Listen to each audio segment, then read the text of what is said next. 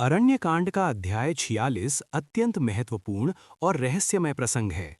इसमें राम, सीता और लक्ष्मण महान तपस्वी महर्षि अगस्त्य से मिलने की यात्रा करते हैं और उनसे दिव्य अस्त्र शस्त्र प्राप्त करते हैं। ये प्रसंग वीरता, आध्यात्मिक शक्ति और भविष्य की बड़ी घटनाओं की तैयारी को दर्शाता है। अरण्यकांड अध्याय 46। महर्षि अगस्त्य से मिलने की यात्रा और दिव्य अस्त्रों की प्राप्ति। दंडकारण्य का विशाल वन अब राम, सीता और लक्ष्मण के लिए केवल वनवास का स्थान नहीं रहा था। ये उनके लिए धर्म की रक्षा का क्षेत्र बन चुका था। महर्षि सुतीक्ष्ण के आश्रम में कुछ समय बिताने के बाद राम ने उनसे कहा, ऋषिवर, आप हमें इस वन के अन्य महान ऋषियों के बारे में बताइए। सुतीक्ष्ण ऋषि मुस्कुराए और बोले, हे राम, यदि आप इस वन के महानतम तपस्वियों में से किसी से मिलना चाहते हैं तो आपको महर्षि अगस्त्य के आश्रम में जाना चाहिए। महर्षि अगस्त्य का महात्म्य। महर्षि अगस्त्य का नाम सुनते ही सभी ऋषियों के चेहरे पर श्रद्धा दिखाई देने लगी। अगस्त्य ऋषि केवल महान तपस्वी ही नहीं थे, बल्कि अत्यंत शक्तिशाली भी थे।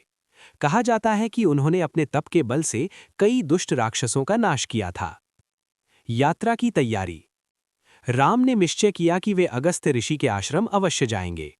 सुबह होते ही राम, सीता और लक्ष्मण यात्रा के लिए तैयार हो गए। सुतीक्ष्ण ऋषि ने उन्हें मार्ग बताया और आशीर्वाद दिया। वन का अद्भुत मार्ग। अगस्त्य ऋषि के आश्रम की ओर जाने वाला मार्ग अत्यंत सुंदर था।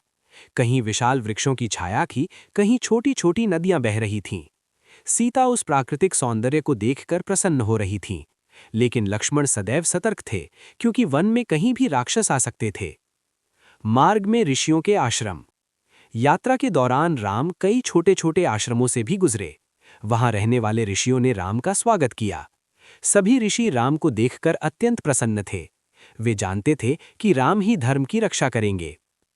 अगस्त्य ऋषि का क्षेत्र। कुछ दिनों की यात्रा के बाद वे उस क्षेत्र में पहुंचे जहां अगस्त्य ऋषि का आश्रम था। वो स्थान अत्यंत पवित्र और शांत था। वन के बीचों बीच एक सुंदर आश्रम दिखाई दे रहा था। वहां अनेक शिष्य साधना कर रहे थे। आश्रम में प्रवेश। राम, सीता और लक्ष्मण धीरे-धीरे आश्रम की ओर बढ़े। आश्रम में प्रवेश करते ही वातावरण अत्यंत पवित्र प्रतीत होने लगा। वहां यज्ञ की सुगंध फैल रही थी। मंत्रों की ध्वनि पूरे वातावरण को दिव्य बना रही थी। अगस्त्य ऋषि से भेंट। कुछ ही समय बाद महान तपस्वी महर्षि अगस्त्य वहां प्रकट हुए।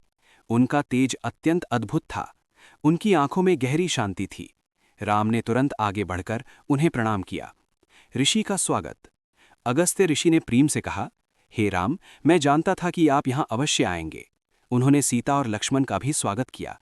उन्होंने कहा, आपका आगमन इस वन के लिए शुभ संकेत है। धर्म की रक्षा की चर्चा। राम ने अगस्त्य ऋषि से कहा, ऋषिवर, इस वन में राक्षसों का अत्याचार बढ़ गया है। अगस्त्य ऋषि ने गंभीर स्वर में कहा, हे राम, इसी कारण देवताओं ने आपको इस धरती पर भेजा है। दिव्य अस्त्रों का उपहार। इसके बाद अगस्त्य ऋषि ने राम को कुछ दिव्य अस्त्र शस्त्र प्रदान किए। उन्होंने राम को एक दिव्य धनुष दिया। ये अत्यंत शक्तिशाली था। अमोघ बाण। अगस्त्य ऋषि ने राम को अमोघ बाण भी दिए। ये बाण कभी लक्ष्य से नहीं चूकते थे। राम ने अत्यंत श्रद्धा से उन्हें स्वीकार किया। दिव्य तलवार। ऋषि ने राम को एक दिव्य तलवार भी दी। ये तलवार अत्यंत तेज और शक्तिशाली थी। उन्होंने कहा, हे राम, इन अस्त्रों का उपयोग केवल धर्म की रक्षा के लिए करना। राम ने विनम्रता से कहा, ऋषिवर, मैं सदैव धर्म के मार्ग पर ही चलूंगा। पंचवटी का मार्ग। अगस्त्य ऋषि का आशीर्वाद लेकर राम, सीता और लक्ष्मण पंचवटी की ओर प्रस्थान करने लगे। उन्हें ये नहीं पता था कि आगे चलकर वहीं रामायण की सबसे बड़ी घटनाएं होने वाली हैं।